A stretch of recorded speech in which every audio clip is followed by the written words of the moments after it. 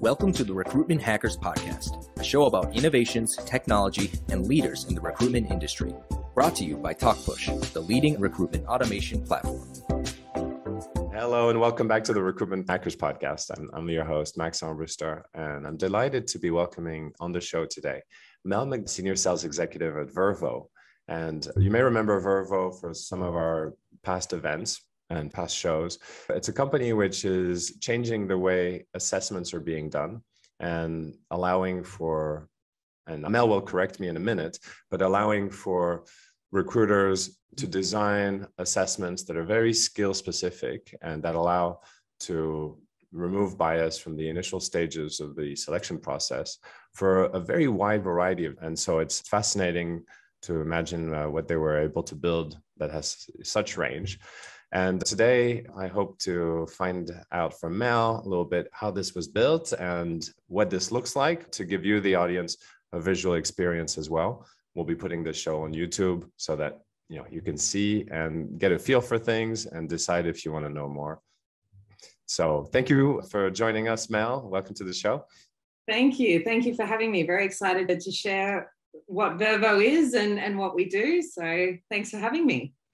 Pleasure. And we found out about Vervo at TalkPush a couple years ago when we realized we had a common customer all the way in Costa Rica. And you're in Australia, I'm in Hong Kong.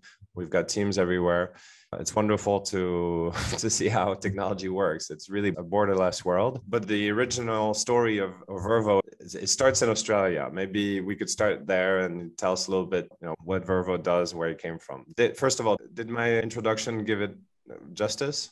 Yeah, I completely agree with everything that you've said. So the whole premise of hire based on merit, not background. So someone's previous job title isn't going to indicate how they'll perform on the job. Ideally, in an ideal world, if you could always see someone do the job before you hired them, it would be very clear if they can. And essentially, that's what Vervo is trying to do. So we create assessments that are more like on-the-job simulations.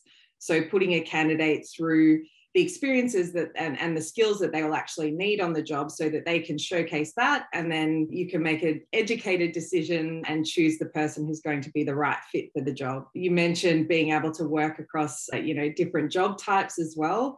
It's the flexibility of the platform that allows us to do that. So Vervo doesn't sit here and tell a business what a customer service representative should look like. We've got all of the baseline measurements, but each job is very specific, and we allow businesses to create an assessment that's truly reflective of that. Yeah, there's like two conflicting philosophies. One, people who believe standardization, calibration, we want to measure ourselves against a certain like SAT score or IQ score. And then the other position is, no, every company is unique, every person is unique, and the self-assessment is what should drive the decision-making to create true differentiation. So you're obviously, Vervo is focusing on customers on the second half of that equation, right?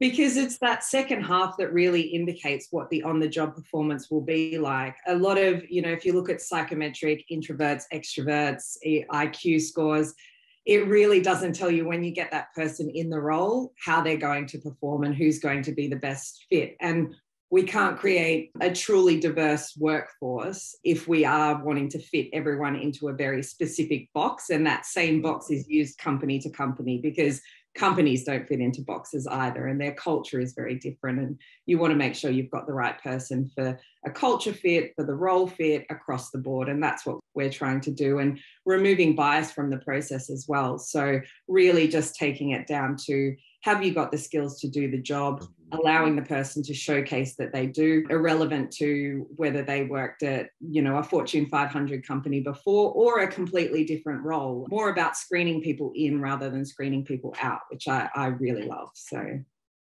and just to play the devil's advocate here, you could make the argument that, well, I'm really looking for people who are going to be happy here, happy with our culture, and who fit in the psychological makeup of our team. And then I can teach them anything, any skill in the world that can be taught, but culture cannot be taught.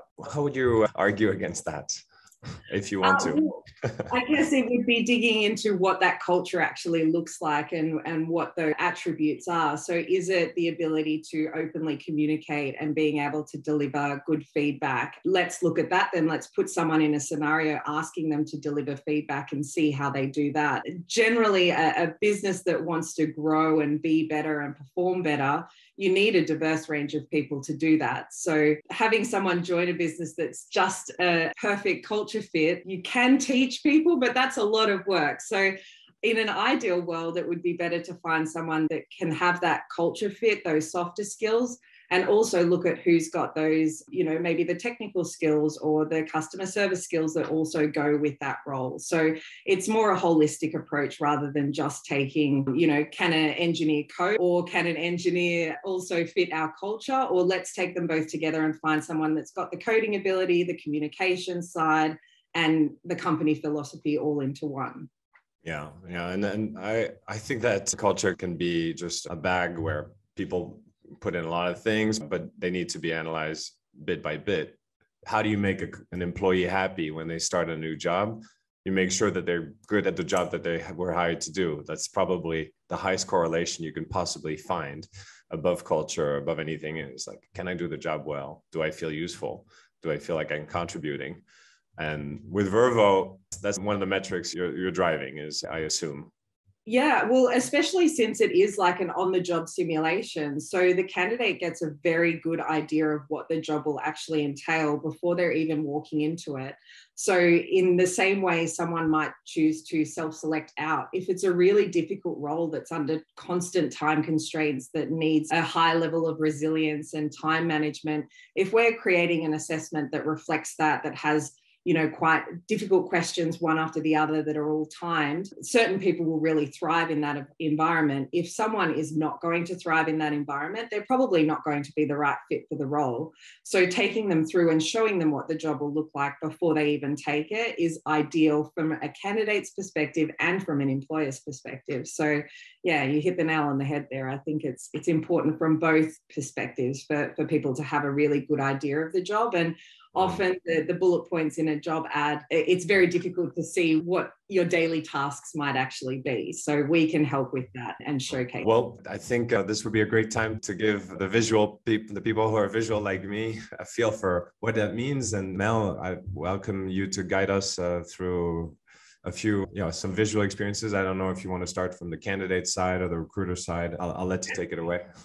Perfect. So I'll start from the candidate side. That's, a very important element to any kind of assessment that you're putting candidates through across the globe. There is a lot of issues with candidate shortage. So you're wanting to make sure it's a very friendly experience, and how you're positioning it also needs to work with your own brand as well. So I've chosen a call center representative role. Every step of this process is very customizable. So use it as a visual cue and an idea of what the assessment can actually look like, keeping in mind that every question can be changed depending on what the job looks like, because we are wanting it to be, a simulation of the role itself. So we can integrate with different ATS systems. So depending on whether we're used right at the top of the funnel or, further through the funnel as a validation process, an email can be sent out to the candidate. They don't have to create a new login, or, I think everyone who's applied for jobs probably has a million logins to a million different places. We'll always take the candidate through a process to test their microphone and camera if we've decided to use questions that require that. And then they simply come through and complete the assessment. So we have a variety of different question types that can be used that will be so that you can make this as relevant to the job as possible. So giving people situations, asking them to type what their answer would be. I like the fact that you can, on the right, you can see how many questions are there. So you're mentally ready for how long this is going to take. Yeah, and you can jump ahead and look at different questions if you're wanting to as well. If you want to go back because you've decided to change question 2. Once you've gotten to question 7, that's fine as well. It's very easy to, just click to record audio. It's a very mobile friendly process as well. So it's all mobile optimized, which is very important because a lot of candidates now will do the entire process through their mobile device. So yeah, you just take them through. We've got some audio questions. This is a phone-based role, so that's going to be very reflective of what the role actually looks like. Using video questions would be perfect if they're needing to present themselves to people or explain things to people as well. I mentioned before having timed-based questions. So if you're needing a candidate to be able to come to conclusions or read information, acknowledge it, and come to an answer quite quickly, putting in timed questions can be very helpful to see how candidates will perform under different time constraints. They're always given a warning that it's a timed question. We don't just throw them into it as well. So knowing that I've got 5 minutes to answer this, it's a video that you can watch. And again, you can incorporate from an employer branding side, some of your own like branded content, having them come watch the video, and then they have to type their answer. And there's a little clock that's counting down for them here. So each step of the process, it just really should reflect what that job looks like and what skills you're needing this person to have.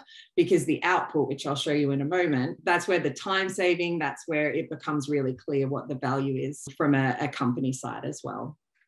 And so, for people who are seeing this for the first time, is this coming out of the box, or do your customers typically design their own questions and start from scratch?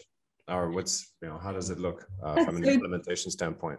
There's several ways that we work with different customers on this. So we have got a library of assessments that are there ready to go. You can use them, as you said, straight out of the box and use it question for question, exactly as, or you can go in if you're wanting to add company names or specific scenarios that are more relevant to the job. You can go in and edit any questions. It's very easy to go in and create an entire assessment from scratch, and then you can choose what question types and specific questions that you're wanting to go in. And then we also have an in-house team that build assessments for our clients as well. So we've got a psychologist on board as well. We work very closely both with the TA teams and the hiring managers to find out what does a really great employee look like and why. And then we can build an assessment to make sure we're measuring what's most relevant. So there's a number of different options for businesses of how they want to do this. It's a very customized approach. It's not one size fits all. Exactly. Okay, great. Well, that sounds great. Too good to be true. Too good to actually generate meaningful insights. If everybody's got their own assessments, then how do you measure performance? It's an impossible problem to solve, isn't it? Well, not with Vervo. So any test that directly mimics what a person will do on the job would be considered validated. Our AI is very unique as well. And this is where we take that customizability, another step further.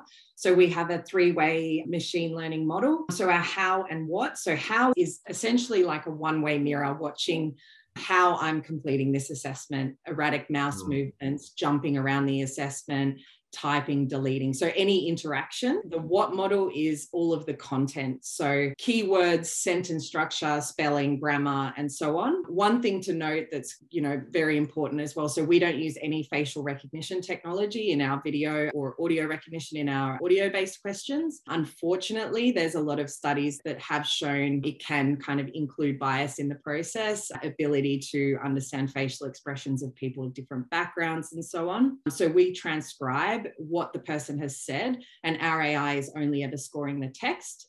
However, the video is obviously available for the team after to be able to watch.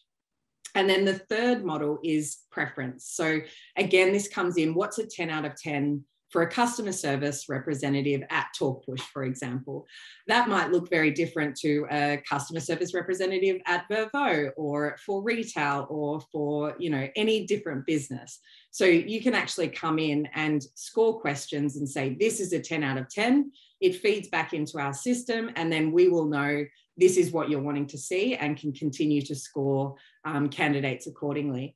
And so when you've optimized that AI, essentially our AI will be scoring the same way that the TA team would score. All right. Could you give us maybe a look at what you get on the other end? Definitely. Wow. So when you log into an account, again, we've got our assessment library that you can choose different assessments that are ready to go, as you said, straight out of the box, or create an assessment from scratch. It's very easy to get an idea. So if you're looking for a sales consultant, you can get a view of what skills in this particular assessment are being measured and what question types. And then if you're like, this one looks good, you can add it to your assessment library. So creating assessments and sending them out, this process is very easy and straightforward. What is generally most interesting is the output once a candidate completes the assessment. So I can jump in and show you that. Mm-hmm. So we've got this call center agent. We've had 25 candidates that have been invited and 23 people who have completed the assessment. You can get an easy view of what the average score is. And it's very quick, even before I explain what everything means on this page. You can quite quickly see which candidates you would likely reach out to, who are your kind of middle performers, and then maybe the people that don't quite have the skills that are necessary for this particular role. The score is a much demanded feature. People are always asking, can I get a score? But if each of your assessments is custom designed for specific jobs and within specific companies, how do you arrive at that score considering the level of customization you're promising? So in this particular assessment, we've got 5 different skills groups that we're measuring. So using our how and what model and the skills that have been selected and all of the data that we've collected from the thousands and thousands of assessments that have been completed, it's already very accurate to be able to give this AI score. When creating the assessment as well, you can give examples of what a 10 out of 10 answer would look like. So you've already started teaching our AI exactly what it looks like. So it will take the questions. Generally, we would say 3 questions at least per skill group so that you get a well-rounded, it's not like a fluke, they've happened to answer this question correctly. And then using that how and that what model, we can identify how they've performed in these particular skills groups. And then again, through optimizing the AI and teaching us what a 0 out of 10 and what a 10 out of 10 looks like, we've got clients that now have this score that is within a 1% to 2% variance of if a TA team member went through and individually scored every single question. Yeah, this optimization cycle, I suppose it's at the beginning of a client engagement. How long does it take? How much time and does it take to optimize the engine to give a score that's representative of my recruiter's sensibilities? Yeah, so right out of the box, it's between 85 and 95% accurate because we have so much data behind us anyway. The optimized process can come through in several different places. So when you're creating an assessment, like I said, giving examples of what a correct answer would look like. If you're actually going in through the candidate, which if I click on here, because Carly, performed very well across all of the different skills groups. If I go and look at some of her answers, I watch this recording that has been left and I'm like, wow, this answer really blew me away. You can also manually grade down here. The ideal place to optimize an assessment is here through our optimize tab. So the reason we have this set up is because we're all about removing bias from the process. So what we will do is take answers, real answers from the candidates who have completed. You'll have no identifying information about them, just their answer. And then we'll ask you to tell us whether this is a 0 or a 10.